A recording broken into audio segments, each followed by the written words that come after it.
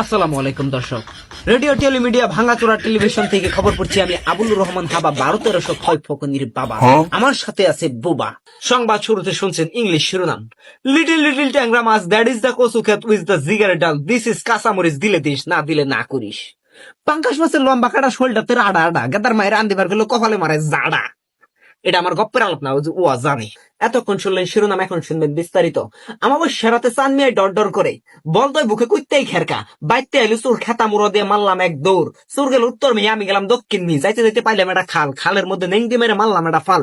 দাড়িতে বাজলো দুটা চিংড়ি মাছ, বাইতে আইনে হাইরে পোলার মায়েরে কইলাম, পোলাহান দুটা ভত্তা করে চিংড়ি মাছ দুটারে খালাম। এখন শুনবেন আন্তর্জাতিক বাণিজ্যিক সংবাদ।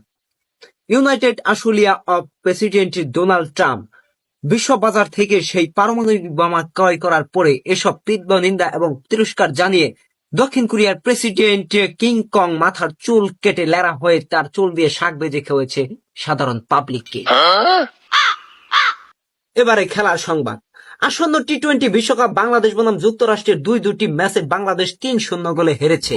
এদিকে গোপন সূত্রে জানা গেছে বাংলাদেশের সব খেলোয়াড় যুক্তরাষ্ট্রের ভিসা পাওয়ার জন্য এরকম কাণ্ড ঘটিয়েছে।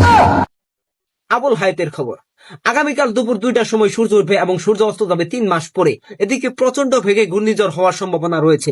করিমের ঘোড়ার গাড়ি তার কচু গাছের সাথে বাইরে রাখার জন্য বিশেষভাবে বলা হয়েছে আবুল হায়াত। এদিকে ঘূর্ণিঝড় রুমালের খবর।